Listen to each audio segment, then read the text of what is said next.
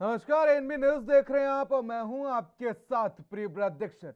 उत्तर प्रदेश सहित 5 राज्यों में चुनाव परिणाम आने के बाद महंगाई की मार जनता पर ऐसे पड़ रही है जिससे जनता तिलमिला सी उठी है। लेकिन करे तो क्या करे, 2 वक्त की रोटी खानी तो कुछ भी कीमत चुकाने को आम आदमी मजबूर है। एक बार फिर से महंगाई की दर बढ़ने लगी है और जिसको लेकर कांग्रेस से लेकर तमाम विपक्षी पार्टियां प्रदर्शन करने को मजबूर है। विपक्ष पेट्रोल डीजल की बढ़ती कीमतों के साथ ही देश भर में कमर्शियल एलपीजी सिलेंडर भी महंगा हो गया है।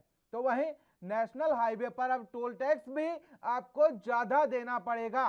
गैस, पेट्रोल और डीजल के दाम को लेकर देश के लोगों को जैसा अंदेशा था, बिल्कुल वैसा ही अभी हो रहा है। लोगों का यह अनुमान था कि 5 राज्यों में होने वाले विधानसभा चुनाव के बाद गैस, डीजल, पेट्रोल के दामों में भारी बढ़ोतरी होगी और ठीक रिजल्ट आने के बाद अब पेट्रोल डीजल के दाम प्रतिदिन बढ़ रहे हैं। महंगाई का तड़का लोगों को लगने लगा है और लोगों का साफ तौर पर कहना है कि केंद्र की भारतीय जनता पार्टी सरकार को अब ऐसा लगने लगा है कि चुनाव में महंगाई, बेरोजगारी कोई मुद्दा ही होता है और ना ही हुआ है। इसलिए सरकार बिना सोचे समझे पेट्रोल डीजल के दामों में बढ़ोतरी कर रही है। इससे महंगाई आसमान छू रही है और लोगों के घरों का बजट बिगड़ने लगा है। केंद्र की भारतीय जनता पार्टी की सरकार के द्वारा लगातार पेट्रोल डीजल के दामों में बढ़ोतरी किए जाने का असर लोगों पर अब साफ तौर पर देखने को मिल रहा है और लोगों ने इस पर नाराजगी जाहिर की है। साथ ही लोगों ने कहा कि केंद्र सरकार जब 5 राज्य में चुनाव थे तब पेट्रोल डीजल के दामों में कोई बढ़ोतरी नहीं हुई। जैसे ही चुनाव परिणाम आए उसके बाद लगातार पेट्रोल डीजल के दाम बढ़ रहे हैं। इससे जहां आम जनता की जेब ढीली हो रही है, वहीं डीजल की कीमतों में बढ़ोतरी से महंगाई का तड़का भी लग रहा है।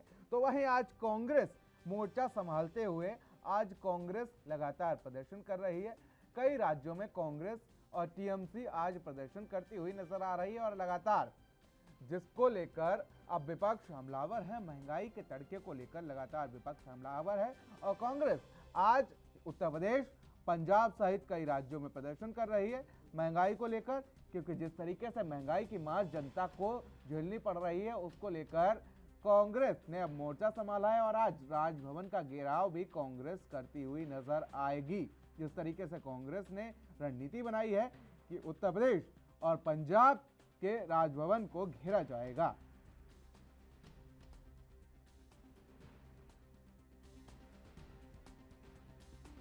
तो महंगाई का तड़का लोगों को लगने लगा है और महंगाई के चलते आपको बता दें कि आम आदमी के घर का बजट बिगड़ने लगा है और बजट कुछ ऐसा बिगड़ा कि लोगों की जेब पर एक तरीके से डाका डाला जा रहा है।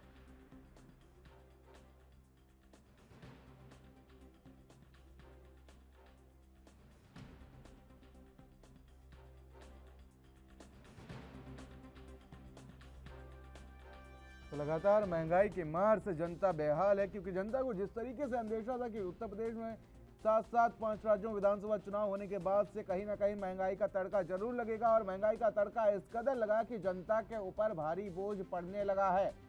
यहाँ तक कि सब्जियां तक महंगी हो गई हैं, क्योंकि जिस तरीके से पेट्रोल डीजल के दामों में बढ़ोतरी होती है तो उससे ट्रांसपोर्टेशन में ज़्यादा खर्चा आता है और इसी के चलते इसकी जो मार है वो काफ़ी चीज़ों पर झेलने को पड़ती है, क्योंकि जब ट्रांसपोर्टेशन का चार्ज बढ़ेगा तो सब्जियां महंगी हो जाएंगी, ये ऑब्वियस सी बात है।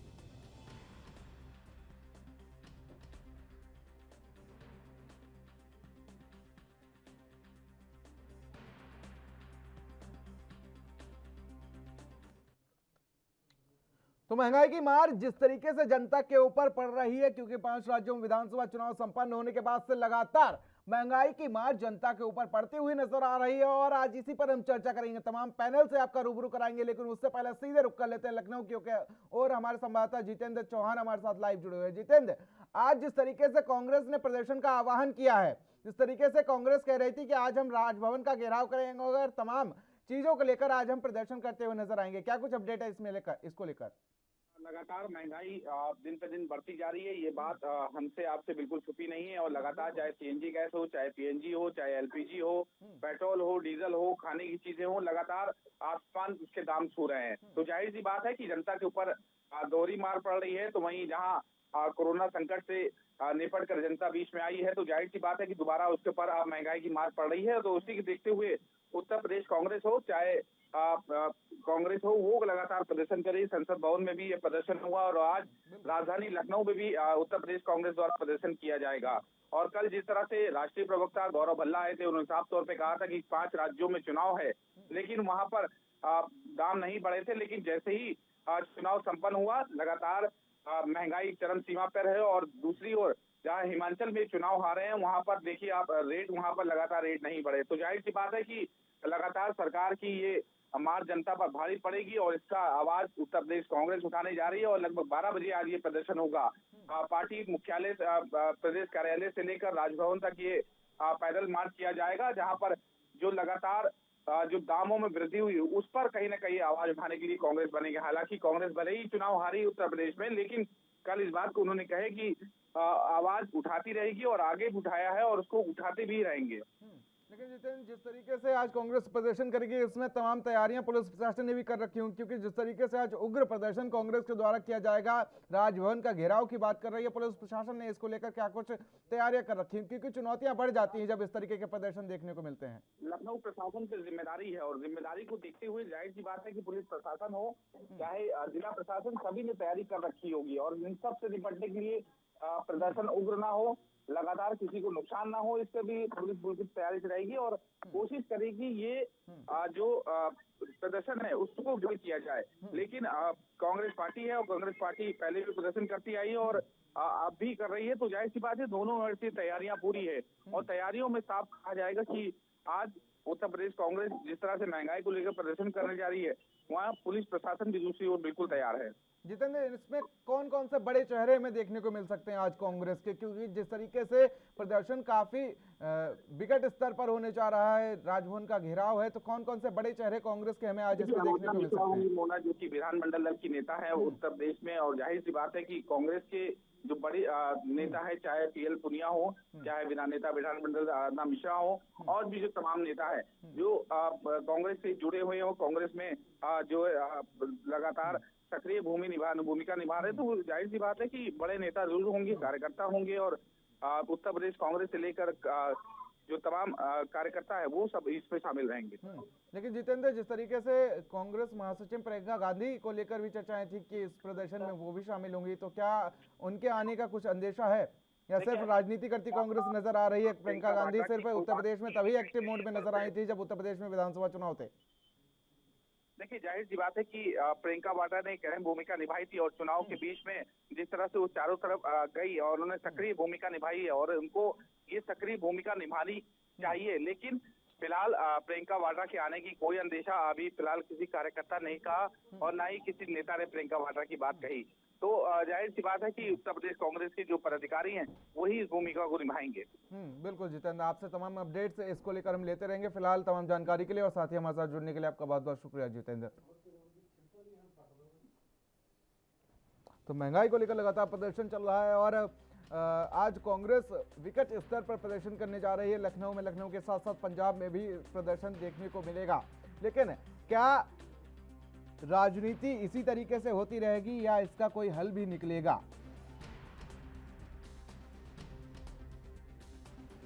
महंगाई की दोहरी मार जनता के ऊपर पड़ रही है, क्योंकि चाहे पेट्रोल के दाम हो, सीएनजी के दाम हो, पीएनजी के दाम हो, एलपीजी के दाम हो, सभी के दाम बढ़ते हुए नजर आ रहा है। यहाँ तक कि सब्जियों के दाम, जिससे घर का बजट बिगड़ा हुआ नजर आ रहा है।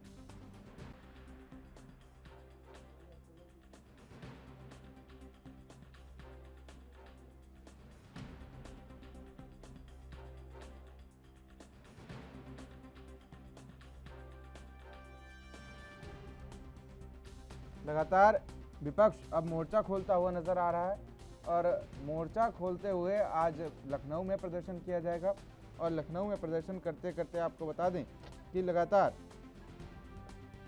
लखनऊ में आज कांग्रेस उग्र प्रदर्शन करेगी, साथ ही टीएमसी आज कई जगहों पर प्रदर्शन करती हुई नजर आएगी। और टीएमसी की बात कर ली जाए तो वेस्ट बंगाल में सरकार है ममता बनर्जी की और वहां पर भी प्रदर्शन आज हमें देखने को मिल सकता है। साथ ही अगर बात की जाए और समझने की कोशिश की जाए तो लगातार सिर्फ प्रदर्शन में चेहरे बदले हुए नजर आएंगे, क्योंकि पहले मनमोहन सरकार में बीजेपी प्रदर्शन करती थी, स्मृति ईरानी सिलेंडर लेकर बैठ जाती थी। आज वही काम कांग्रेस करती हुई नजर आ रही है।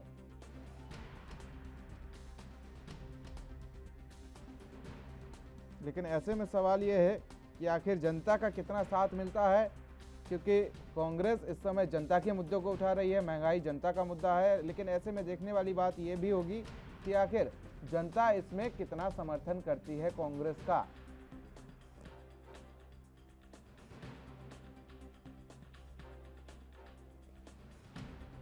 तो कांग्रेस का प्रदर्शन है और टीएमसी भी इसका समर्थन करती हुई आज नजर आ रही है।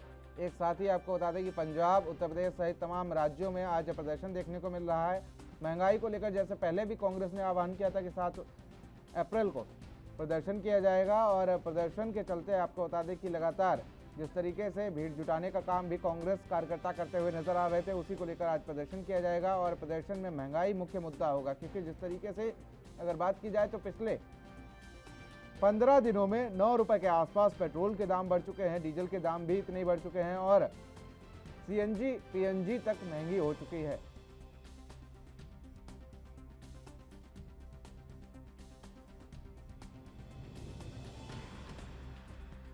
तो महंगाई का अत्याचार जनता के ऊपर बढ़ गया है और सरकार कुंभकर्णी नींद सोती हुई नजर आ रही है। सवाल यह भी है कि आखिर जो तेल है, चाहे हम खाने के तेल की बात कर लें या पेट्रोकेमिकल की बात कर लें, सभी तेल महंगे होते चले जा रहे हैं। तो सवाल यह भी है कि आखिर तेल कब तक जनता का तेल निकालता रहेगा।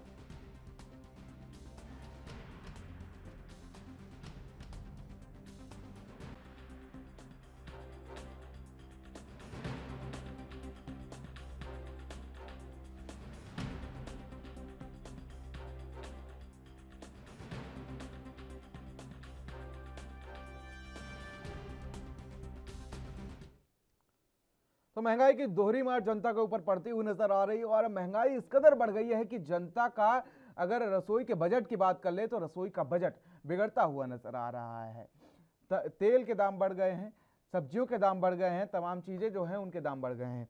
तो फिलहाल आज इसी पर चर्चा करेंगे। पैनल से आपका इंट्रो करा देते हैं। देशबंधु दीक्षित हमारे साथ बीजेपी का पक्ष रखेंगे, वरिष्ठ पत्रकार के तौर पर सर्वेश्वर पाठक हमारे साथ मौजूद हैं और सीके ठाकुर साहब हमारे साथ कांग्रेस का पक्ष रखेंगे। फिलहाल आप तीनों मेहमानों का बहुत बहुत स्वागत है।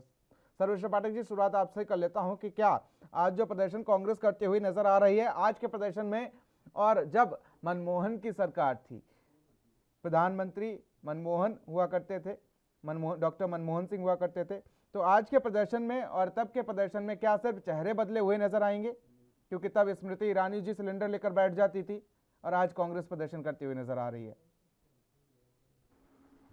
देखिए, तब और आज के प्रदर्शन में डिफरेंस इसलिए होगा कि मनमोहन सिंह के एरा में कितने इंफ्रास्ट्रक्चर डेवलपमेंट हुए थे और आज क्या इंफ्रास्ट्रक्चर डेवलपमेंट की स्पीड है।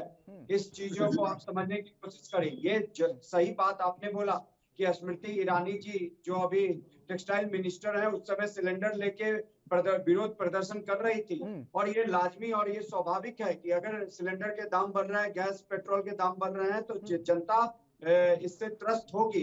लेकिन आप जो इसके रियल रीजन है, जो इसके मूलभूत कारण है, आप उसको भी समझने की कोशिश करिए।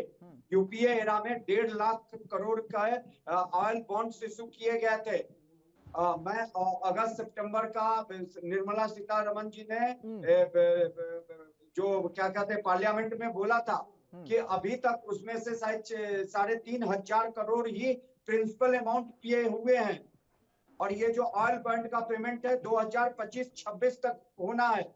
तो दिस फिस्कल ईयर्स, जो अभी का जो फिस्कल ईयर्स है 21-22 का जो फिस्कल ईयर्स था, उसमें गवर्नमेंट को 10,000 करोड़ रिपेमेंट करना है।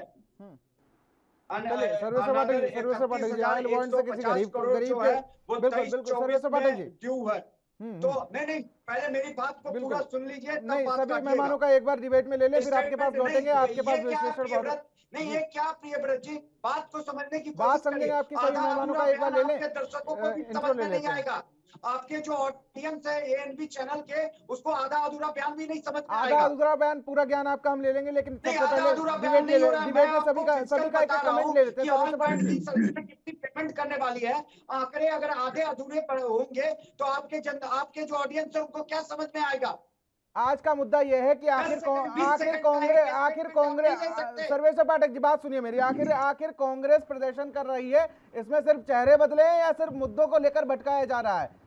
देखिए, आपके आंकड़े हम प्रियव्रत रखेंगे, जी, आंकड़े ये रखेंगे। प्रदर्शन कर सर्वेश्वर रही पाठक है, जी, आपके महंगाई आंकड़ों पर भी बढ़ी है, चर्चा की जाएगी, ये ठीक है, लेकिन नहीं सबसे नहीं, पहले आंकड़ों के एक साथ कमेंट ले अगर लेते आप हैं। अपने दर्शकों को बताएंगे और ये कमेंट ले लेते हैं सबसे पहले एक प्रियव्रत का। जी, ये आंकड़ा देना जरूरी है। चलिए आंकड़ा जनता दीजिए के आप, बीच चलिए में पहले ना बीजेपी ये आंकड़े चलिए लेके जा पा रही है जो आम जनता को बताए। आम चलिए। जनता को बस इतना ही पता होता है कि भाई ऑयल प्राइस बढ़ा रहे हैं, गैस प्राइस बढ़ा रही है, ये गवर्नमेंट जनता के अगेंस्ट हो रही है। जहां चुनाव हुए थे वहां तो अब बढ़ने शुरू हो गए। चलिए आंकड़े गुजरात में चुनाव ड्यू रखिए है, आंकड़े, वहां पे क्योंकि उसको कंट्रोल किया जा रहा है।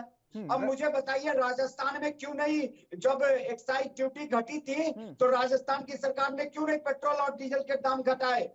चलिए उस पर भी चर्चा करेंगे, लेकिन आप आंकड़े रख लीजिए पहले। घटाए। सर्वेश्वर पाठक जी, उस पर भी चर्चा करेंगे, आप आंकड़े रख लीजिए पहले। मैं आपको आंकड़ा दे रहा था कि अभी तक जो 1.5 लाख करोड़ का यूपीए के शासनकाल में जो ऑयल बॉन्ड इशू हुआ था, उसमें से मात्र ये अगस्त के सितंबर की बात है, पार्लियामेंट में निर्मला सीतारमण जी ने बोला था कि मात्र 3500 करोड़ जो प्रिंसिपल अमाउंट है वो रिपे हुआ है। इस फिस्कल जो ईयर है आपका 21-22, उसमें 10,000 करोड़ रिपेमेंट करना है और उसके बाद 23-24 में 31,105 करोड़ रुपया रिपेमेंट करना है और उसके बाद 52,860 करोड़ उसके बाद के फिस्कल ईयर में लास्ट जो 25-26 का है जो पूरा बॉन्ड पे रिपेमेंट हो जाएगा 36,913 करोड़। तो ये जो पेमेंट करना है, ऑयल बॉन्ड हुआ था उस समय यूपीए सरकार ने वहां से पैसे उठाए थे और जनता को सब्सिडी दी थी, तो इस पेमेंट का क्या अभी प्रेजेंट की सरकार नहीं करेगी? चलिए बिल्कुल, ये बिल्कुल बिल्कुल बिल्कुल बिल्कुल। अब जब आप सभी को डिबेट में ले लें क्या सर्वेश्वर पाठक जी? जी हाँ, जरूर लीजिए, बिल्कुल। लेकिन एक आंकड़े जब प्रस्तुत करते हैं तो 30 सेकंड में कुछ नहीं चला जाएगा। नहीं, मैं पूरा 1 घंटा होता है, लेकिन सभी का एक एक कमेंट ले लेते हैं। चलिए सीके ठाकुर साहब, आज आप बिल्कुल सीके ठाकुर साहब की रुक कर लेते हैं। सीके ठाकुर साहब, तमाम आंकड़े सुने आपने, फिर भी आप प्रदर्शन कर रहे हैं। भाई जी, मैं सुन रहा था सर्वेश्वर भाई को, मैंने पहले ही कहा कि वो एक्सपर्ट हैं या फिर भारतीय जनता पार्टी के सपोर्टर हैं, मुझे समझ में नहीं आ रहा है। इस देश की महंगाई कहाँ चली गई? स्टील, सीमेंट, मैं पेट्रोल का भी छोड़ देता हूँ, स्टील, सीमेंट, गैस की जितने चीज हैं, मतलब चावल, दाल, गेहूं, हर चीज पे महंगाई का इतना मार बढ़ गया। और जहाँ ये आंकड़ा पेश कर रहे थे, आपको बताना चाहता हूँ कि 46 लाख करोड़, जहां कांग्रेस की सरकार ने 17 लाख करोड़ रुपया मतलब कर्ज को छोड़ करके गई थी, आज 46 लाख करोड़ रुपया का कर्ज है भारत सरकार के ऊपर और सभी राज्यों को मिला देंगे तो उसका राज्यों का 80 लाख करोड़ का कर्जा है। तो इस टाइप का आज डॉलर के मुकाबले रुपया गिरता जा रहा है, हर चीज यहाँ दिख रहा है। लेकिन ये निर्मला सीतारमण जी का रिपोर्ट पढ़ रहे हैं, आप देखेंगे कि जो ये कह रहे हैं कि हम एक्सपोर्ट बढ़ा रहे हैं, लेकिन इंपोर्ट कितना बढ़ गया इनको नहीं दिख रहा है।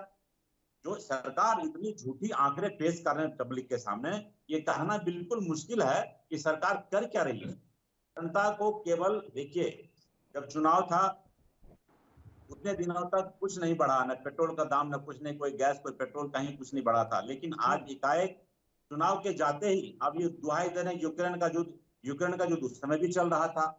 तो ये सरकार पूरी तरह से फेल्योर है। देखिए, एक बात है कि माननीय प्रधानमंत्री मोदी जी आज जितना बोलते हैं उससे नहीं के बराबर मनमोहन सिंह जी बोलते थे, माननीय प्रधानमंत्री वो जब हुआ करते थे। लेकिन वो बोलते थे फैक्ट, जितना बोलना था, ये सिर्फ झूठ का आंकड़ा पेश करते रहते हैं। ये बहुत बड़ी बात है इस देश के लिए। देश के लोगों को चुनाव जीतते हैं, इतने मिठाइयां लगाओ, ये उड़ाओ, वो करो, सिर्फ झूठ बोल करके या जनता को विचलित करके किसी ढंग से वो चुनाव जीतते हैं और अपना आंकड़ा पेश करते हैं। यह देश के लिए दुर्भाग्य है प्रियव्रत भाई। चलिए चलिए, और बिल्कुल मैं क्या कहूँ आपको, चलिए बिल्कुल लौटेंगे आपके पास।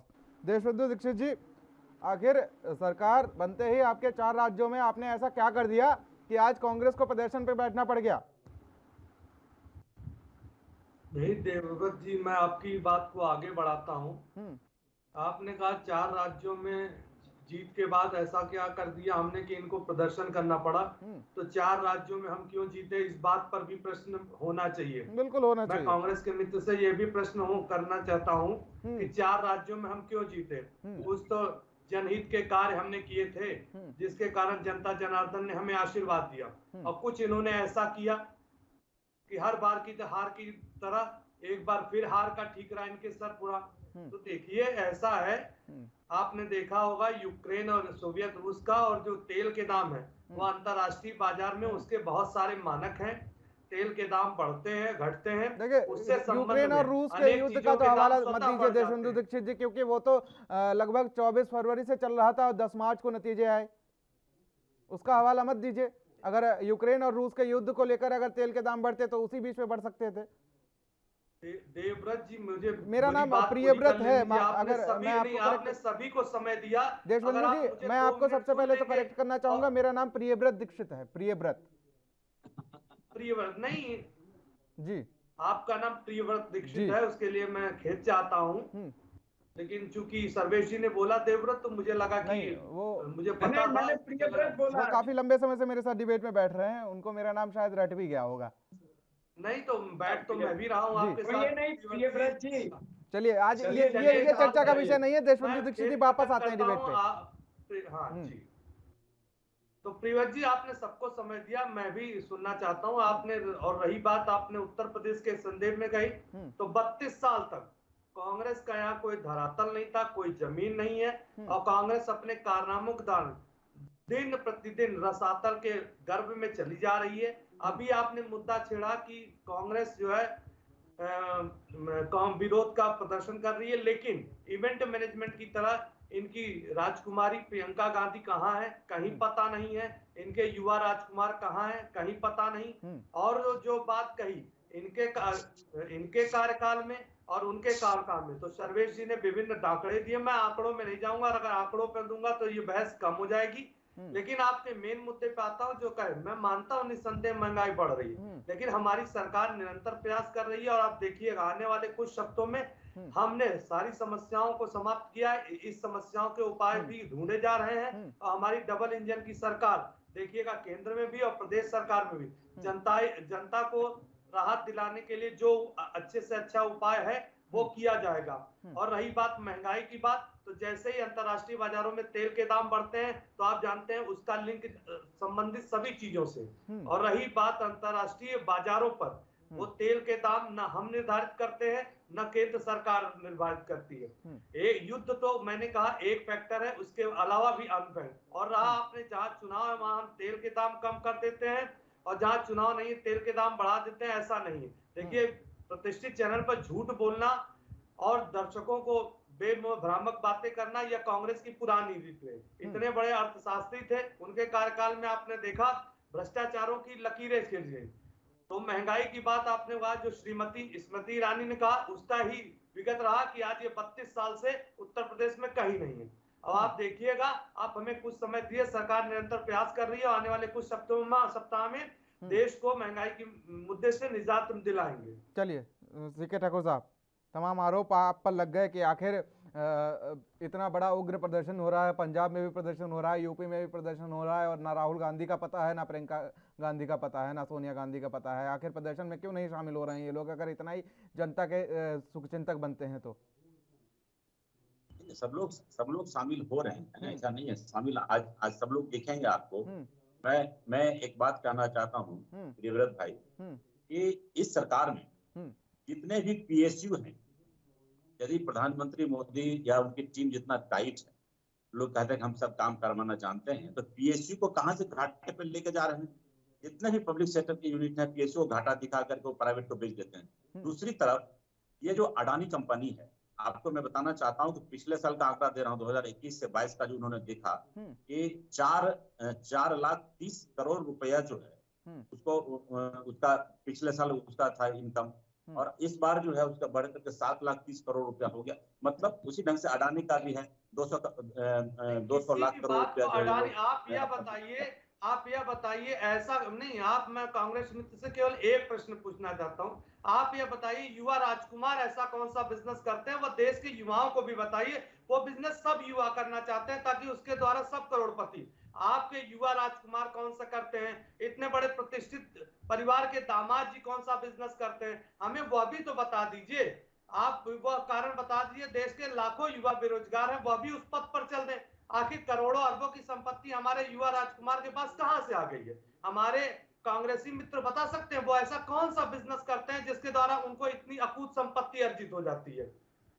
केस आप बताइए, जिसका खुद का परिवार बेल पर छूटा हुआ है, वो अगर कुछ बात करे तो उस पर जनता विश्वास करेगी? आप बता दीजिए। मैंने तो कांग्रेसी मित्र से कहा, केवल मैं एक प्रश्न पूछता हूं, आज वो इस चैनल पर ईमानदारी से बता दें कि हमारे युवा राजकुमार ऐसा कौन सा बिजनेस करते हैं कि उनको जो है कौड़ियों के बाद जमीन मिल जाती है, उसके बाद बताना चाहता हूँ कि ये भारतीय जनता पार्टी की फितरत रही है कि केवल सुनिए, हर चीज को आप जवाब ले लेते हैं। और अगर आप उस मॉडल को बता देंगे तो हमारे देश सोनिया गांधी, राहुल गांधी और सारे युवा राजकुमार प्रियंका गांधी में जोड़ करके आप राजनीति करते हैं, जब कुछ नहीं हो तो पाकिस्तान चले जाते हैं। इस राजनीति को छोड़िए, इस देश में जो भुखमरी है, जो जनता त्राहिमाम है, जनता के जो पेट से निवाले निकाले जा रहे हैं प्रधानमंत्री, उसकी दुहाई दीजिए ना। आप कहाँ सोनिया गांधी और प्रियंका गांधी और पाकिस्तान के पीछे पड़े रहते हैं? अरे जो फैक्ट है उस पर आइए ना। मैंने पूछा ना, मैंने एक प्रश्न पूछा कि हमारे युवा राजकुमार और युवा दामाद कौन सा ऐसा बिजनेस करते हैं, आप बता दें। युवा राजकुमार से मतलब नहीं, देखिए आप, मैंने क्या कहा, यह आप लोग का एक संपत्ति आती है, और यह आप लोगों ने एक ये बना रखा है कि हमको वहां चोट करना है और कहीं कुछ नहीं करना है, सब कुछ कर रहे हैं। युवा राजकुमार आंदोलन का युवा, देखिए सुनिए, बिल्कुल बिल्कुल बिल्कुल, राजनेताओं के कितने क्या कहाँ से इनकम होती है वो हम सबको पता है, ठीक है। प्रियंका गांधी जी देशबंधु जी सबको पता है कि राजनेताओं के कितने बिजनेस होते हैं और कितने क्या कहाँ से उनकी इनकम होती है, वो सबको पता है। सबका काम वही है कि जनता का तेल निकालना और खून चूसना और बस अपनी जोनियां बनना, ठीक है। देशबंधु जी देखिए, सबको पता है कि राजनेताओं का क्या बिजनेस होता है, ठीक है, और क्या कहां से उनकी इनकम होती है। बस जब एक बार विधायक बन गए तो 5 पुश्तें तैयार हो गई, उन्हें बैठे बैठे खाना है। सबसे पहले तो पेंशन लेनी है, जितनी बार पेंशन जितनी बार विधायक उतनी बार पेंशन। उत्तर प्रदेश विधानसभा में कई विधायक इस बार ऐसे हैं कि 8 बार पेंशन ले रहे हैं, 8 बार की पेंशन ले रहे हैं, 9 बार की पेंशन ले रहे हैं। इलेक्शन में करोड़ों फूंक देंगे विधायक बनने के लिए, लेकिन विधायक बन जाएंगे तो उसके बाद पेंशन की दरकार रखते हैं। अगर 5 बार की पेंशन है तो 5 बार खाना खाते हैं क्या? 6 बार की पेंशन है तो 6 बार पानी पीते हैं क्या? सही बोला आप। अगर विधानसभा जाना है तो 6 राउंड लगाते हैं क्या देशबंधु जी? ऐसा है क्या? प्रीवर जी जो आपने कहा, देखिए वो एक अलग मुद्दा है, उस पर डिबेट कर सकते हैं। और 8 बार नहीं, मेरा सवाल ये है कि आखिर देशबंधु जी सुनिए, देखिए सबसे बड़ा सवाल यह है कि महंगाई की मार आखिर जनता को ही क्यों झेलनी पड़ती है? जनता को वही महंगाई के भाड़ में आखिर क्यों झोंक दिया जाता है? जनता को ही तमाम हवाले क्यों दिए जाते हैं कि अंतर्राष्ट्रीय बाजार में ये सब हो रहा है, कोरोना काल चल रहा है, तो बेटा चलो महंगाई का मुद्दा जो है, चलो उससे थोड़ा संघर्ष करो। यही होता है ना, जनता को ही इस भाड़ में झोंक दिया जाता है। नेताजी अस्पताल जाते हैं 6 केले बांटने और 1 करोड़ की मर्सिडीज से उतरते हैं और ताना बाना उनका अलग होता है। तो नेताओं के ऊपर आखिर महंगाई का असर क्यों नहीं पड़ता? नहीं, प्रीवर जी जो आपने कहा, मैं आपकी इस बात से सहमत हूं, महंगाई। लेकिन देवत जी आप भी बताइए, आप एक मीडिया चैनल के प्रतिष्ठित पत्रकार हैं, महंगाई बढ़ने के बहुत सारे कारक होते हैं, कारण तो होते हैं, लेकिन उन कारणों का शिकार जो है वो राजनेताओं को भी होना चाहिए, प्रशासनिक आला अधिकारियों को भी होना चाहिए। ऐसा तो नहीं होगा कि यहाँ डीएम साहब के यहाँ फूल लगने हैं, अगर डेली गुलदस्ते में फूल लगते हैं तो वो चमेली के जगह गेंदे के लग जाएंगे अगर महंगाई ज्यादा है तो। ठीक है, चाहे वो चाहे कोई भी व्यक्ति हो, महंगाई का इम्पैक्ट सब पर पड़ता है। और आपको बताया महंगाई के बहुत सारे कारक होते हैं। महंगाई के कौन कौन से कारक होते हैं उसका क्या अर्थ है? देखिए जनता जनार्दन जो है वो सब समझती है। और रही बात आपने कहा महंगाई का बढ़ना घटना, उस पर एक बहुत बड़ी बहस हो सकती है, उस पर किसी दिन आप बहस रख सकते हैं। अब दूसरी बात रही कि जनता का पिसना होता है, तो मैं मानता हूं, देखिए जनता के जो भी गंभीर से गंभीर हमारे श्रद्धेय प्रधानमंत्री जो है हमेशा जो है प्रतिदिन प्रति सेकंड देश की जनता के हित में सोचते हैं, चाहे वो वैश्विक महामारी कोरोना हो या इससे पहले भी आपने देखा बहुत सारे देश पर संकट आए, लेकिन हमने हर परिस्थिति से निपटा, चाहे हमारे पड़ोसी मुल्कों का विरोध हो, चाहे कश्मीर की समस्या हो, चाहे श्री राम, वो सारे मुद्दे तो ठीक हैं, वो सारे मुद्दे तो हल हुए, राम मंदिर, कश्मीर, 370। प्रीवर जी मेरी बात को पूरा कर लेने दीजिए, 30 सेकंड दीजिए। कोई ऐसी समस्या नहीं रही जिसका हमने चरणबद्ध तरीके से समाधान नहीं किया। और जो आपको मैंने बोला महंगाई अंतरराष्ट्रीय एक स्वरूप होता है, और आप भी जानते हैं पेट्रोल और डीजल का 80% से ज्यादा भाग हम आयात करते हैं, और आप जानते हैं जिस चीज को हम बाहर से मंगाते हैं उसके ऊपर हमारा कोई कंट्रोल नहीं। और रही बात उससे संबंधित सारी वस्तुओं के दाम बढ़ते हैं, निसंदेह इससे जनता भी परेशान होती है। उसमें आप कहते हैं उच्च वर्ग हो मध्यम वर्ग, आप और हम सबका परिवार कहीं न कहीं उससे प्रभावित होता है। लेकिन निसंदेह आप हमें कुछ सप्ताह दीजिए, हमारी डबल इंजन की सरकार प्रयास कर रही है, और उत्तर प्रदेश में हमने देखिएगा 8 वर्षों में हर मुद्दों पे जनता के साथ खड़े रहे, और चाहे कोरोना की विभीषिका रही तब भी भारतीय जनता पार्टी का एक एक कार्यकर्ता जो है जनता के साथ कंधे से कंधा मिलाकर खड़ा रहा। और निसंदेह आप देखिएगा हम निरंतर उपाय कर रहे हैं, और कुछ ही सप्ताह दीजिए हम महंगाई से भी निजात दिला देंगे। और कांग्रेस पार्टी का जो विदर्भ परिषद है, ये देखिएगा फिर एक छलावा है तिल का ताड़ बनाना, जनता के मुद्दे से इनका कोई सरोकार नहीं है। इस बात को मैं हमेशा कहता हूं, अगर जनता के मुद्दों से सरोकार होता तो आज इनकी प्रियंका गांधी और राहुल गांधी भी आती। और ये भी बता दूं, रही बात अभी सर्वेश जी ने हमारा कहा, उनकी एक बात को मैं कहता हूं, जिस राज्यों में इनकी सरकार है वहां भी तो ये एक्साइज ड्यूटी चला सकते थे।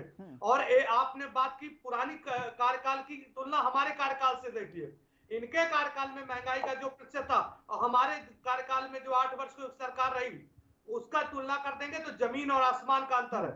और उस वही कारण रहे में कि आपने देखा होगा 2014 से लेके अनेकों चुनाव हुए, लगभग 2 दर्जन चुनाव में इनकी हार हुई, और जनता जनार्दन ने हमें आशीर्वाद दिया। ऐसा नहीं है कि हमारी कोशिशें नहीं, और वो कोशिश करनी चाहिए। देखिए अगर महंगाई का मुद्दा है तो उसके बहुत सारे कारक हैं, लेकिन हमारी सरकार प्रयास कर रही है। लेकिन जनता को ये कैसे समझाएंगे देशबंधु जी, महंगाई से निजात जरूर मिलेगी देशबंधु जी, लेकिन जनता को ये कैसे समझाएंगे कि ये तमाम सारे कारक हैं?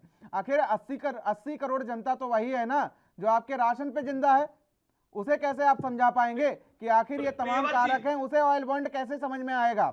आपने तमाम जो चीजें हैं उन पर से कैट बैट टैट राज्य कर तमाम केंद्र कर हटा के आप जीएसटी के दायरे में लाए, आखिर पेट्रोल डीजल को लाने में कौन सी दिक्कत है? नहीं प्रियव्रत जी, अब आपकी बात को ही मैं आगे बढ़ाने, आपने जो बात कही कि हमारे जीएसटी के द्वारा आपने देखा होगा जो कर चोरी होती थी इनकी सरकारों में, जो लाखों करोड़ रुपया वही मैं कह रहा हूँ कि उस चोरी को बचाने के लिए देशबंधु दीक्षित जी उसमें पेट्रोल डीजल मिल जाएगी, जनता को भी राहत मिल जाएगी, चोरी नहीं बच जाएगी। से ज्यादा करोड़ लोग अपना बिजनेस कर रहे हैं ईमानदारी से, और ईमानदारी से केंद्र सरकार को जो है जीएसटी चुका रहे हैं। अब आपने जो बात कही कि जनता जनार्दन पिसती है, तो आपने देखा कि कुछ तो कार्य हमारी भारतीय जनता पार्टी की सरकार ने किए होंगे, कि जनता जो है हमारे किए गए कार्यों पर हर बार अपना आशीर्वाद देकर मोहर लगाती है और विजयी बनाती है। बिल्कुल बिल्कुल बिल्कुल बिल्कुल, ये बिल्कुल सही कह रहे हैं आप कि हमने प्रयास किए और हमने हृदय से प्रयास, देखिए जनता से जुड़े मुद्दे और जो भी समस्या होंगी उसे हमें हृदय से लगाना पड़ेगा, उसका समाधान सकारात्मक दृष्टिकोण से ढूंढना पड़ेगा। हर समस्या है तो समस्या का समाधान है, और हमारी डबल इंजन की सरकार जनता से जुड़े हुए, कोई भी ऐसे समस्या नहीं जिसके निदान के लिए अनवरत नहीं लगी रहती है। लेकिन इनकी जहां भी सरकार है, महाराष्ट्र में देख लीजिए भ्रष्टाचार के आरोप में, जहां जहां इनकी सरकार है, चाहे राजस्थान में हो, पंजाब में क्या दुर्गति हुई आपने देखा। मुख्यमंत्री चन्नी के घर से कितने रुपए निकले उस पर मैं चलिए उसके बाद दुनिया ने देखा। लेकिन आप देखा होगा भ्रष्टाचार का पर्याय कांग्रेस भ्रष्टाचार का पर्याय हो गई है, और केवल भ्रष्टाचार द्वारा महंगाई नहीं दूर हो सकती है, उसके लिए प्रयास करने पड़ेंगे। और जनता जनार्दन के बीच जाना पड़ेगा, उनकी समस्याएं सुनना पड़ेगा और उसको गंभीरता से लेना पड़ेगा और तब प्रयास करेंगे और तब महंगाई से निजात मिलेगी और तब जनता जनार्दन आशीर्वाद देती है और तब विजयश्री मिलती है। चलिए सर्वेश्वर पाठक जी, चलिए देशबंधु जी लौटेंगे आपके पास, अभी समय काफी है, लेकिन सर्वेश्वर पाठक जी एक चीज आपसे समझना चाहूंगा कि जिस तरीके से गरीब तबके के जो लोग होते हैं, काफी उत्तर प्रदेश के अगर साक्षरता दर की बात कर ली जाए तो अब तो बढ़ गई है, लेकिन जो 80 करोड़ जनता है, जो जिस तरीके से मोदी जी दावा करते हैं कि 80 करोड़ जनता को राशन पहुंचाया जा रहा है, फ्री में राशन पहुंचाया जा रहा है, आखिर उसको तमाम चीजें समझाई कैसे जाएं? आखिर उसको ये कैसे समझाया जाए कि बेटा अंतर्राष्ट्रीय स्तर पर ये चल रहा है, ऑयल बॉन्ड में ये है, तमाम कैट बैट टैट, आखिर उसको कैसे समझाया जाए सर्वेश्वर पाठक जी? वो तो यही जानती है ना कि हमें बाइक लेके पेट्रोल पंप पे जाना है और अगर अगले दिन जाएंगे तो 80 पैसे और बढ़े हुए मिलेंगे दाम, उसको तो सिर्फ यही पता है ना। देखिए आपका कहना सही है। मैंने पहले ही कहा अपने शुरुआती स्टेटमेंट में कि बीजेपी अभी सरकार चला रही है 18 राज्यों में, मतलब एनडीए को मिला के। बीजेपी का 12 राज्य है, 6 राज्य एनडीए का है, सेंट्रल में बीजेपी है। तो इनके हर एक नेता को एसी घर में रहने की बजाय अपने क्षेत्र में जाके जनता के बीच में बैठ के एक ब्लॉक को एक दिन, दूसरे ब्लॉक को दूसरे दिन कवर करना होगा और जनता को समझाना पड़ेगा कि अगर पेट्रोल प्राइस हाइक हो रहे हैं तो बदले में सरकार आपको फ्री राशन दे रही है, जो आपको दिक्कत नहीं हो रही है। देखिए इसमें कोई दो राय नहीं है कि जब से कोरोना हुआ है यूनियन गवर्नमेंट ने 2.6 लाख करोड़ ये जो फ्री राशन है उसको प्रोवाइड कराने में खर्चे कर दिए हैं। और अभी जो 2-4 दिन पहले प्रधानमंत्री जी ने अनाउंस करवाया कि 80 करोड़ फैमिली को अगले 6 महीने तक फिर से राशन मिलेगा, उस पे 80,000 करोड़ का खर्चा होने वाला है। तो आम जनता के पास जब तक चुने हुए प्रतिनिधि, देखिए सरकार चाहे पार्लियामेंट में बोले या हम आप डिस्कशन करें, ये एक वर्ग ही जनता का देख पाता है। जो मासेस है, जो दूसरी पॉलिटिकल पार्टी है, वो भ्रम पैदा करके उनमें क्रिएट कर देती है। लेकिन बीजेपी के नेता लोग घरों में क्यों बैठे रहते हैं? अरे बूथ लेवल तक का कार्यकर्ता बीजेपी के पास है, बूथ लेवल तक पे वो प्रोग्राम ऑर्गेनाइज करे, जनता को बताए। अगर 6 महीने राशन फ्री दे रहे हैं तो ये जनता को बता रहे हैं। लेकिन सर्वेश्वर पाठक जी ये तो यही बात हुई ना, उसको भी बताएं। नहीं सर्वेश्वर पाठक जी ये तो यही बात हुई ना कि एक जेब से पैसे निकाले दूसरी जेब में रख लिए, कि एक तरफ आप पेट्रोल डीजल महंगा कर दीजिए, दूसरी तरफ से राशन फ्री में दे दीजिए। एक जेब से पैसे निकाले दूसरी जेब में डाले तो क्या सरकार पैसे के पेड़ लगाए? जहां से रेवेन्यू आता है तो बाकी के जो खर्चे हैं उसी में देंगे। नहीं सर्वेश्वर पाठक जी, फिर उसी पे चुनाव भी लड़ लिया जाता है कि हम आपको फ्री राशन दे रहे हैं, उसमें वोट बैंक बढ़ा लिया। अरे मेरी बात तो सुन लीजिए यार, 6 महीने पूरे भारत वर्ष में राशन मिल रहा है, केवल उन्हीं राज्यों में नहीं मिल रहा है कि जहां चुनाव होने वाले हैं। इसके लिए जितनी भी पॉलिटिकल पार्टी है, मैंने बोला ना 18 राज्यों में एनडीए की सरकार है और बाकी के जितने राज्य पे भारत में 10 राज्य और बचे हैं जहां दूसरी पार्टी की सरकार है, उन सभी को एक टेबल पे बैठना पड़ेगा और ये निष्कर्ष निकालना पड़ेगा कि क्यों ना पेट्रोल प्राइस को भी वैट में शामिल किया जाए। इसके लिए केवल सेंट्रल गवर्नमेंट ही नहीं पहल कर सकती। अगर सेंट्रल गवर्नमेंट कर देगी तो वो राज्यों के जो रेवेन्यू पे जो असर पड़ेगा वो चिल्लाने लग जाएंगे। वो कहेंगे कि बीजेपी लोकतंत्र की गला घोट रही है, हमें सरकार नहीं चलाने दे रही है। देखिए मुद्दा है महंगाई का, बहुत बड़ा मुद्दा है सर्वेश्वर पाठक जी, आजकल तो बहुत बड़ा मुद्दा महंगाई का है, उनको सोचना पड़ेगा। बिल्कुल बहुत बड़ा मुद्दा है। बोल रहे थे आप जी, बहुत बड़ा मुद्दा है, आप कह रहे हैं मुद्दा है महंगाई का, लेकिन यही कहूंगा कि आजकल तो बहुत बड़ा मुद्दा है महंगाई का। क्यों सीके ठाकुर साहब? जी हाँ, इसमें कोई दो राय नहीं है कि महंगाई का मुद्दा बहुत बड़ा है। देखिए तिलहन की प्राइस बढ़ गई, उसके भी इंटरनेशनल कारण थे हमारे यहाँ, लेकिन उसके बाद तिलहन के फसल पे मतलब किसानों को जोर दिया गया कि आप तिलहन की फसल उगाएं। तो तो हर चीज को ठीक करने में समय लगेगा ना। अब देखिए बीजेपी का एनडीए का शासन कब था? 2001 से 4 तक था। उसके बाद यूपीए का दौर आया, जो दशक था उसमें अगर यूपीए की सरकार काम की होती इन मुद्दों पे कि तिलहन की फसल हम अपने यहाँ क्यों ना उपजाएं ज्यादा, हम अभी खाद्यान्न के मामले में आत्मनिर्भर है कि नहीं, चावल गेहूं मक्के इन सब के मामले में आत्मनिर्भर है कि नहीं है। अफगानिस्तान जैसे देश को हम फ्री का राशन भेज रहे हैं, फ्री के गेहूं भेजे हैं। तो उसी तरह सरकारों को आगे आके, अब जैसे बीजेपी गवर्नमेंट ने, यूनियन गवर्नमेंट ने ये निर्णय लिया कि तिलहन की फसल पे हम बढ़ावा देंगे, तो उस फसल को और देश की जो कंजम्पशन कैपेसिटी है दोनों को बराबर लाने के लिए समय तो लगेगा ही लगेगा, और उसका खामियाजा जनता को तो भुगतना ही पड़ जाएगा।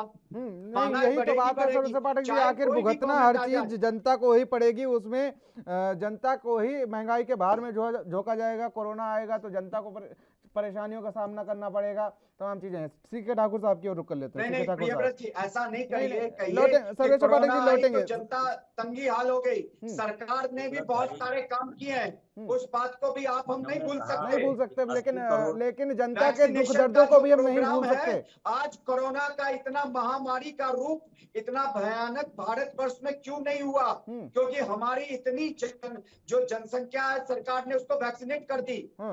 पहले सेकेंड लहर में हमने देखा बहुत तबाही हुई। अब ये मत कहना कि लाशें गंगा में बह रही थी, ये रही थी, तबाही हुई, लेकिन जो तबाही उससे भी पूरी तरीके से कंट्रोल करने में पूरी तरीके से अगर कह सकते हैं कि 70% तो कारगर साबित हुई है सरकार कोरोना को कंट्रोल करने में। चलिए सीके ठाकुर साहब, आप लंबे समय से कुछ कहना चाह रहे थे, बात रखिए। जी, मैं कह रहा था प्रियव्रत भाई की ये 80 करोड़ जनता की बात सर्वेश्वर भाई ने कहा, 80 करोड़ जनता को राशन पहुंचा रही है सरकार, लेकिन 80 के ऊपर भी कुछ जनता है जिसके पास पैसे नहीं है, जिसके पास नौकरी नहीं है, वो कहां से खाएंगे? उनकी तो सोचिए। 80 करोड़ जनता के ऊपर और 2 करोड़ जनता हम मान लेते हैं वो जिनके जो बहुत बड़े बड़े पूंजीपति हो सकते हैं, लेकिन इस बीच के लोग कहाँ जाएंगे, कहाँ से खाएंगे? उनके पास नौकरियां नहीं है, उनके पास पैसे नहीं है। 80 करोड़ ही असली पुअर जनता की कैटेगरी में आ रही है, सरकार उसको राशन कार्ड के थ्रू दे रही है, ये बात आप समझिए। भारत संपन्न राज्य है, बहुत ऐसे लोग हैं, मैं मानता हूँ मीडियम मध्यम वर्गीय लोगों पे बहुत असर पड़ता है महंगाई का, मैं इससे इनकार नहीं कर रहा हूँ, लेकिन जो गरीब तबके के लोग हैं जो 2 वक्त की रोटी भी नहीं जुटा पा रहे हैं, उसके लिए सरकार अगर ये काम कर रही है तो आपको उसका स्वागत करना चाहिए। निश्चित रूप से महंगाई की जबरदस्त मांग पड़ती है, मैं वही बात कह रहा हूँ। 80 करोड़ जनता खाना खा लिया, सरकार दे रही है, अच्छी है, ये तारीफ करने की बात है। और तारीफ क्या, ये इनका फर्ज है कि लोग करेंगे। गरीब जनता को हम खाना नहीं देंगे, राशन नहीं देंगे तो देगा कौन? हमारी सरकार है, माननीय प्रधानमंत्री जी हैं, भारतीय जनता पार्टी की सरकार है, वो करेंगे ही। लेकिन 80 करोड़ से ऊपर की बात मैं कर रहा हूँ। जो आज महंगाई है, जो बेरोजगारी है, नौकरियां सबकी छीन ली गई है, कोरोना के बाद कोई भी इंडस्ट्री का सेटअप नहीं हो पाया है, जो जहां थे आकर के घर में बैठ गए हैं, आज वो कहां जाएंगे? मतलब देखिए, यह सरकार बिल्कुल फेल है। कहीं भी किसी तरह की बात जो 80 करोड़ जनता की बात कर रहे हैं उसके ऊपर के लोगों के लिए कहीं सोचती ही नहीं है। बेरोजगारों की फौज खड़ी है। आप देखें, यही चैनल के माध्यम से मैं देख रहा हूँ, और भी कई चैनलों में दिखता है कि लोग सिपाही की नौकरी की भर्ती के लिए और अन्य शिक्षक की भर्ती के लिए परेशान है, वैकेंसी वो नहीं है। राज्य सरकार बैंक को लिमिट कर दिया गया, राष्ट्रीय सरकार बैंक को लिमिट कर दिया गया, बैंक को प्राइवेट में बांट दिया गया, तो प्राइवेट में लिमिटेशन कर दिया नौकरी का, पीएसयू को आपने बंद कर दिया, प्राइवेट के हाथों में बेच दिया है। जिस आदमी को लाख रुपए महीने का मिलना चाहिए था, जो पढ़े लिखे लड़के जो इंजीनियर बनते होते थे, उसको 10,000 प्राइवेट कंपनियां देती है, अडानी हो, अंबानी हो, कोई भी कंपनी हो, तो वो कहां से अपना जीवन यापन करेंगे, कहां से अपने बच्चों को पढ़ाएंगे? ये सबसे बड़ा प्रश्न है। चलिए देशबंधु जी जवाब दीजिए इसके लिए। प्रियव्रत जी सर्वेश्वर पाठक जी लौटेंगे आपके पास, लौटेंगे देशबंधु जी से जवाब ले लेते हैं। देशबंधु जी जवाब दीजिए। देशबंधु जी जवाब दीजिए। देखिए, मैं अपने मित्र से पूछता हूँ, आपने देखा, अभी सर्वेश जी ने कहा, उसी बात को आगे बढ़ाऊंगा। वैश्विक महामारी में हमारा भारतवर्ष ने हमारे देश के 125 करोड़ लोगों की रक्षा की, जीवन की व्यवस्था की, रोजगार की व्यवस्था की, तब कांग्रेस पार्टी कहाँ थी, इनके राजकुमार कहाँ थे, इनकी श्रीमती प्रियंका गांधी कहाँ थी, इनके प्रिय दामाद जी कहाँ थे। और दूसरी बात आप कहते हैं इनके कार्य में, एक मैं उदाहरण बता दूं, चाहे यूरिया का उदाहरण ले लीजिए, यूरिया के दामान जमीन से आसमान हो गए। जो काला बाजारी होती थी, आपने देखा होगा, इसीलिए डीबीडीटी के माध्यम से उसकी जो ट्रांसफर किया गया। यूरिया के दाम आज देखिए, आज किसानों को हर दाम। आप एफपीओ की बात करें, फार्मर प्रोसेसिंग यूनिट की दौरान आपने देखा, अभी सर्वेश जी ने कहा, तिलहन की फसलों की बात हो, चाहे विभिन्न प्रकार की औषधियों की बात हो, आपने देखा हमारे वैज्ञानिकों के अथक प्रयास की वैक्सीन को इन्होंने कह दिया भाजपा की वैक्सीन है। और आपने बताया धरातल से जुड़े मुद्दे, आपने कहा 80 करोड़ लोगों के भोजन की व्यवस्था करना। हमारे श्रद्धेय प्रधानमंत्री जी संवेदनशील हैं, उन्हें मालूम है हमारा अंतिम वर्ग से व्यक्ति उसे दाल चाहिए, चावल चाहिए, आटा चाहिए, तेल चाहिए, और उसके जीवन की रक्षा के लिए जहां वैक्सीन प्रदान की, कई छोटे देशों को भी हमने वैक्सीन दी, और उसके बराबर 80 करोड़ लोगों के भोजन की व्यवस्था की, उनके लिए दवा की व्यवस्था की। कहां तब आप कहते हैं 18 राज्यों में जो हमारी सरकार चल रही है, और इंक्लूडिंग जहां इनकी भी सरकार, हमने कभी भेदभाव नहीं किया।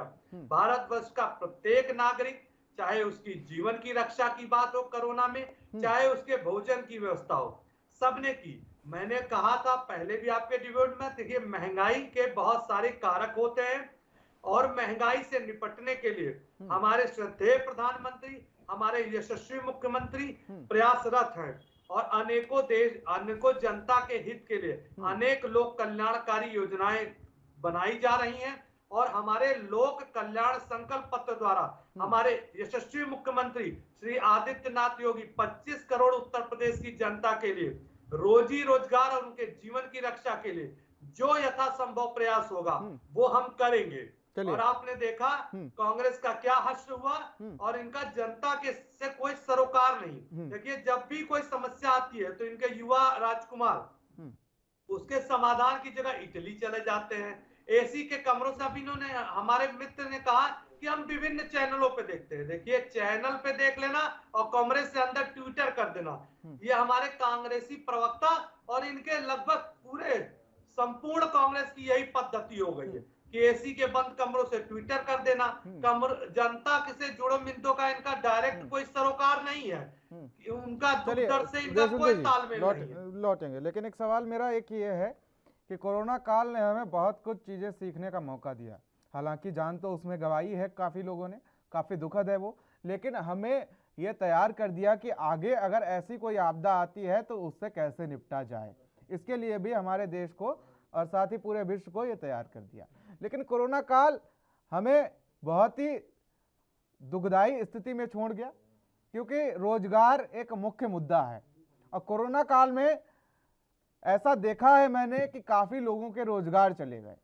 जो आदमी 50,000 कमाता था वो 25 पे आके लटक गया है, 25 वाला 15 पे, और कई के तो रोजगार चले गए, रोटियों के तकलाले पड़े हैं। तो कहीं ना कहीं रोजगार एक मुख्य मुद्दा है, और ऐसे में महंगाई उस मुद्दे पर जो है वो जख्म पर नमक लगाने का काम कर रही है। सर्वेश पाठक साहब। ये भरत जी देखिए, आपने जो भी स्टेटमेंट कहा वो एकदम सटीक है, इसमें कोई दो राय नहीं है कि कोरोना काल में बहुत लोगों के रोजगार गए। लेकिन रोजगार जो गए, अगर मान लीजिए वो डेली लेबर क्लास से थे, मध्यम वर्गीय लोगों के भी रोजगार गए, तो अगर किसी को फ्री का राशन मिल रहा है तो उसको कहीं ना कहीं सहूलियत हो रही है। रही बात, जैसा मैंने कहा कि नहीं, मध्यम वर्गीय जो अपात्र हैं उनको राशन नहीं मिल रहा ना सर्वेश्वर पाठक साहब, उनके आगे तो रोजी रोटी के भी लाले पड़े हैं। जी हाँ, ये एकदम से सही बात है, इसमें कोई दो राय नहीं। और सरकार को उसके लिए आगे आना पड़ेगा। जैसे मैं बार बार कह रहा हूं कि अगर बीजेपी शासित राज्यों में कुछ नहीं हुआ, कोई बेरोजगारी की समस्या जस की तस है, तो बाकी के 10 राज्य 11 राज्य नहीं, उसमें सभी आते हैं जो मैंने भी बात कही, उसमें सिर्फ बीजेपी नहीं है। मैं एक नॉर्मल एग्जांपल दे रहा हूं, वहां पे भी वही समस्या बरकरार है। तो ये समस्या हर गवर्नमेंट के सामने वो सुरसा की तरह मुंह बाके खड़ी है। लेकिन सवाल और उस बीजेपी से समस्या का इसलिए भी समाधान बनता है निकालना क्योंकि पड़ेगा। केंद्र में भी देखिए, इनकी हरदीप सरकार है पुरी और जी ने 18 राज्यों में इनकी सरकार है, 12 में ये पूरी देखिए, तरीके से है हरदीप पुरी और जी 6 ने में अभी समर्पित लोकसभा सरकार है। में स्टेटमेंट दिया। प्रियव्रत जी, हरदीप पुरी जी ने लोकसभा में स्टेटमेंट दिया। ये ना तो बीजेपी के प्रवक्ता महोदय ने बताया, ना ही कांग्रेस ने इस पर चर्चा की, क्योंकि वो कर ही नहीं सकते। उनका स्टेटमेंट है कि भारत में जो पेट्रोल प्राइस बढ़े हैं वो मात्र 5% बढ़े हैं। अगर इंटरनेशनल लेवल पे बात किया जाए, यूएस, अमेरिका, फ्रांस, ब्रिटेन सब में 50 से 55% बढ़े हैं। तो देखिए, इंटरनेशनल कारण है और हमारे यहाँ सरकार उसको देख के उसमें कम बढ़ोतरी कर रही है। इस बात से भी हम इनकार नहीं कर सकते। लेकिन रही बात की मध्यम वर्ग मरा जा रहा है, तो उस समस्या को सुलझाने के लिए प्रेजेंट में बीजेपी की सरकार सेंटर में बैठी है, तो उसी को समस्या का समाधान भी करना पड़ेगा। बिल्कुल, इसीलिए मेरा सवाल ये बीजेपी से है। हालांकि बाकी राज्यों में भी स्थिति ठीक नहीं है, क्योंकि कोरोना काल के बाद से सब कोई, हर कोई करहा रहा है, चाहे वो बिजनेस क्लास को छोड़ के अगर मध्यम वर्गीय की बात कर लें या हम गरीब तबके की बात कर लें, हर कोई करहा रहा है इस दर्द से। कोरोना काल हमें ऐसा दर्द दे गया, अपनों को खोने का तो दर्द दे ही गया, लेकिन आगे के लिए रोजी रोटी की सुविधाएं भी हमारे साथ, कई लोगों के साथ छीन सी ली गई हैं, तो उसके लिए भी एक बड़ी परेशानी है। हालांकि मनमोहन की महंगाई और मोदी की महंगाई में फर्क ये कोरोना काल ही लेके आया है, क्योंकि तब कोरोना काल नहीं था। अब जो है वो लोग कोरोना काल से निपटे तो उनके आगे महंगाई एक अहम मुद्दा हो गया है, अहम परेशानी हो गई है। सीके ठाकुर साहब, यही है ना मनमोहन और मोदी की महंगाई में फर्क? बिल्कुल बिल्कुल सही कहा। देखिए, अभी जो यशवंतु भाई ने कहा कि प्रधानमंत्री ने पूरे वैक्सीनेशन करवाया, कराना कर्तव्य है, प्रधानमंत्री ने नहीं करवाया। कोई भी सरकार होती, मनमोहन जी होते, इंदिरा गांधी जी होते, चाहे कोई भी होते, तो उनका कर्तव्य है वो करना। आपने एहसान नहीं किया, यह तो उनका कर्तव्य करेंगे ही। आपदा में जितना, देखिए, आपने कहा कि राहुल गांधी या प्रियंका गांधी या उनके हस्बैंड सामने, सबको सामने थे। मैं खुद गवाह हूँ। बंधु भाई, आप बार बार राजकुमार करके डाइवर्ट नहीं करिए मुझे। आप धरातल पे कहां थे? देश में देखिए, राहुल गांधी और कांग्रेस के सारे साथी, मुझे याद है कि सड़कों पे उतर करके लोग कोरोना काल में मदद कर रहे थे, राशन पहुंचा रहे थे, लोगों को हॉस्पिटल पहुंचा रहे थे, जहाँ ऑक्सीजन की कमी थी कर रहे थे, ठीक रहे थे। देखिए, ऑक्सीजन पे बात ना कीजिए सीके ठाकुर साहब, ऑक्सीजन पे आप दोनों लोग बात ना कीजिए, क्योंकि कई जान मैंने खुद जाते देखी हैं ऑक्सीजन की कमी के चलते। ठीक है, बिल्कुल, मैं वही प्रयास करते हुए दिखाता हूँ। के लोग ये कह रहे हैं कि काम ही नहीं कर रहे थे। भाई, राशन पानी खुद हमारे एनजीओ जितने हैं हम लोग खुद बंटवा रहे थे। मुझे लगता है कि पीएम केयर में जितने पैसे आए हैं वो आज भी कहीं दूसरे जगह डाइवर्ट हो रहा है या तो फिर वहां पड़ा हुआ है। नहीं, मैं आंकड़ों पे ज्यादा बात नहीं करता हूं। मैं अपनी डिबेट में, मेरी ये निगेटिव पॉइंट है कि मैं आंकड़ों पे ज्यादा बात नहीं करता हूं, मैं आंखों देखी बातों पर बात करता हूं। मैं जमीन से जुड़ा हुआ पत्रकार हूं, तो जमीनी मुद्दों को लगातार रखता हूं, और जमीन से जुड़े हुए मुद्दे रखना मेरा फर्ज भी है, क्योंकि मैंने जमीनी स्तर की पत्रकारिता की है, तो उसी लेवल के मुद्दे भी मैं रखता हूं। मैंने लोगों का दर्द समझा है। नहीं, प्रियव्रत जी, अगर जमीन से आप जुड़े हैं तो आंकड़े नहीं रखेंगे तो फिर बात की सत्यता मैं आंकड़े सर्वेश्वर पाठक जी कैसी बात करते हैं आप? पढ़ेंगे ना प्रियव्रत जी, आंकड़ों की बात, जमीन से जुड़े हैं, जमीन से जनता का मुद्दा उठाते हैं, इसमें कोई दो राय नहीं है, लेकिन उसमें आंकड़ों की बात नहीं होगी तो फिर कैसे बात होगी? आंकड़े आप रख देते हैं ना सर्वेश्वर पाठक साहब। मध्यम वर्गीय त्रस्त है और बीजेपी सेंटर में है, उसी को समाधान सोचना पड़ेगा। आंकड़े आप रख देते हैं ना सर्वेश्वर पाठक साहब। मुद्दा चाहिए, वो मुद्दा उठाती है। उन्होंने भ्रामक प्रचार भी वैक्सीन पे किया, आपने, हमने, सबने देखा। बिल्कुल, सबने देखा, लेकिन अंत में और ये भारत का अपना बनाया वैक्सीन था। विदेशी कंपनियां, बिल गेट्स जो सर पकड़ के सर पीट लिया कि आखिर भारत में कैसे ये वैक्सीन बना दिया। बिल्कुल बिल्कुल। और वो डॉलर हमें बाहर भेजना पड़ता है इस वैक्सीन को खरीदने के लिए, और आप हम सभी जानते हैं कि कितने दिनों बाद ये वैक्सीन मिलती। बिल्कुल तो सर, अगर महंगाई बढ़ आप रही है बिल्कुल तो पूरी साथ तरीके ही से, मैं साथ आपकी बात से जो पूरी तरीके से सरकार सहमत हूँ, दूसरे क्योंकि काम जिस कर रही तरीके है से महंगाई के साथ साथ मुद्दा यहाँ पर वैक्सीनेशन भी आ जाता है, पूरी तरीके से बीजेपी इसमें पूरी तरीके से कामयाब साबित हुई, क्योंकि वैक्सीनेशन जब से शुरू हुआ उसके बाद से लगातार कोरोना केसेस कम आ गए हैं और अब बिल्कुल ना के बराबर आ रहे हैं। फिलहाल आज की इस खास चर्चा में आप तीनों का जुड़ने के लिए बहुत बहुत शुक्रिया। तो महंगाई फिलहाल आज एक अहम मुद्दा है जिसको लेकर कांग्रेस लगातार प्रदर्शन करती हुई नजर आ रही है। आज पंजाब के साथ साथ उत्तर प्रदेश में भी कांग्रेस प्रदर्शन करती हुई नजर आएगी। लेकिन अब सवाल यह है कि क्या महंगाई के मुद्दे को लेकर लगातार राजनीति हो रही है या इसका हल भी निकलेगा, क्योंकि जिस तरीके से अब सिर्फ क्या इसमें चेहरे बदले हुए नजर आएंगे। पहले बीजेपी, जब कांग्रेस की सरकार थी तो क्या बीजेपी वाले प्रदर्शन करते थे, अब उन्हीं को लेकर कांग्रेस प्रदर्शन करती हुई नजर आ रही बीजेपी में। क्या अहम मुद्दों को भी इस प्रदर्शन में रखा जाएगा या सिर्फ मुद्दों को नाम पर राजनीति होगी, यह देखने वाली बात होगी। फिलहाल आज की इस खास चर्चा में मेरे साथ इतना ही। देश और दुनिया की अहम खबरों के लिए बने रहिए एनबी न्यूज़ के साथ। नमस्कार।